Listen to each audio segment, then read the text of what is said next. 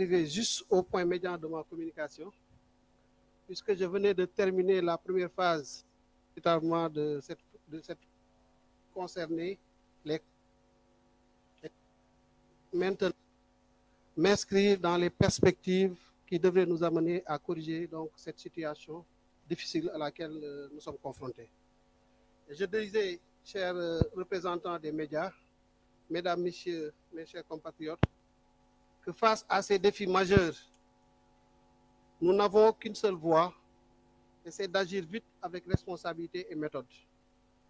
Je m'approprie sans réserve les constats faits et les recommandations formulées par la Cour des comptes.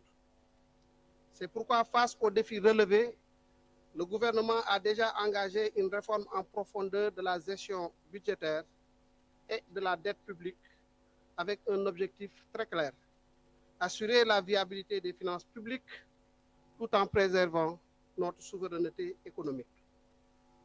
Ces réformes s'articulent autour de 3 axes majeurs. Premièrement, le renforcement du contrôle budgétaire et de la gestion des investissements publics.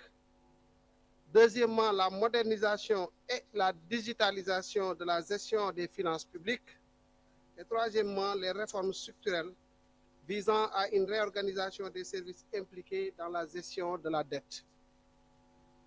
Ces réformes structurelles seront traduites comme suit et mises en œuvre de manière séquencée.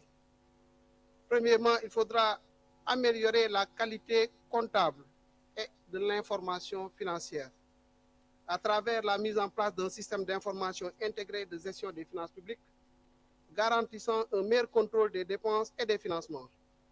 Cette modernisation permettra d'améliorer la qualité et la fiabilité des données financières, de faciliter leur accessibilité et d'assurer la sincérité des comptes publics.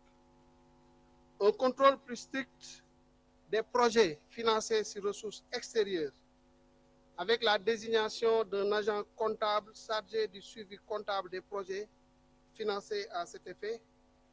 Et cette mesure vise à assurer un contrôle rigoureux et une meilleure gestion des engagements financiers du pays. Il faudra aussi veiller à la réorganisation du réseau comptable afin d'accélérer la centralisation des données, d'améliorer leur fiabilité et d'optimiser la gestion de la trésorerie de l'État. L'intégration de supports indispensables facilitera la fluidité des opérations comptables et garantira une meilleure traçabilité des flux financiers. Le deuxième axe porte sur la réforme de la gestion de la dette publique. Et il s'opérera à travers le retour à l'orthodoxie en matière de gestion de la dette par une centralisation des fonctions de négociation, d'utilisation et de gestion de la dette publique. Cette centralisation permettra de surmonter les difficultés liées à la dispersion des compétences dans l'administration de la dette publique.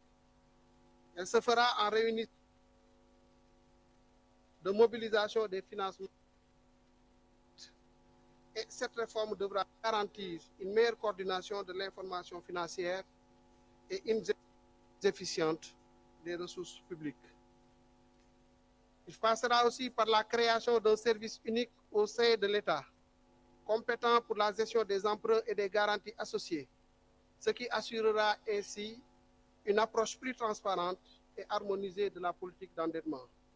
Le troisième axe porte sur le renforcement de l'efficacité et de la transparence des finances publiques. Il s'opérera à travers le renforcement du dispositif de collecte et de fiabilisation des informations sur les finances publiques.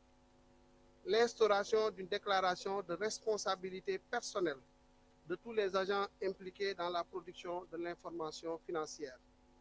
Mesdames, Messieurs, ce rapport marque un tournant décisif. Il ne s'agit pas d'un simple exercice de constatation, mais du début d'une transformation profonde et irréversible de la gouvernance financière au Sénégal. Notre responsabilité est de faire mieux pour aujourd'hui et pour les générations futures. Nous devons rétablir la confiance, renforcer la souveraineté financière et garantir une gestion publique exemplaire. Chaque franc dépensé doit désormais être justifié.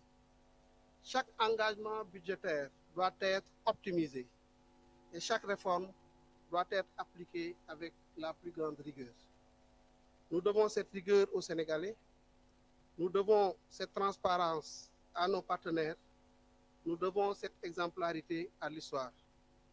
Et c'est avec détermination et responsabilité que nous relèverons ce défi. Je puis vous l'assurer. Je vous remercie.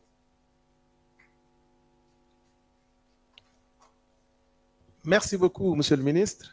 Merci pour cet exposé clair, limpide et structuré. Et